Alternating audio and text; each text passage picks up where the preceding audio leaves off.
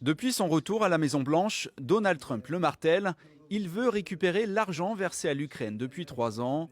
Selon plusieurs responsables américains et ukrainiens, Kiev et Washington se sont finalement mis d'accord sur une future exploitation commune des ressources minières ukrainiennes.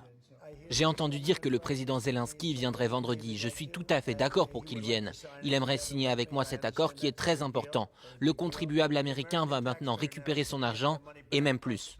Les négociations ont été menées en 2 temps. L'Ukraine a d'abord rejeté la première proposition américaine, jugée défavorable, avant de dire oui à la seconde, plus équitable. Selon le Financial Times, elle acterait la création d'un fonds d'investissement co-géré par les 2 pays.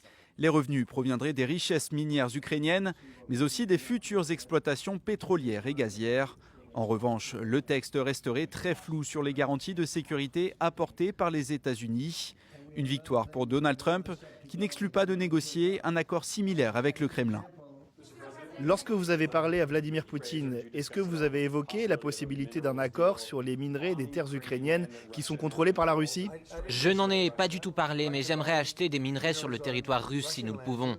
Ils ont aussi de très bonnes terres rares. Ce serait une bonne chose pour la Russie car nous pourrions y faire des affaires. Ils ont des terres de grande valeur qui ne sont pas utilisées.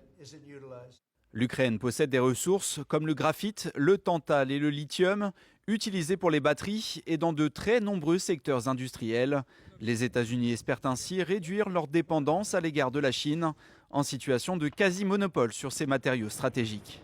Vous voyez? Vous avez compris? Vous avez compris? Voilà l'info.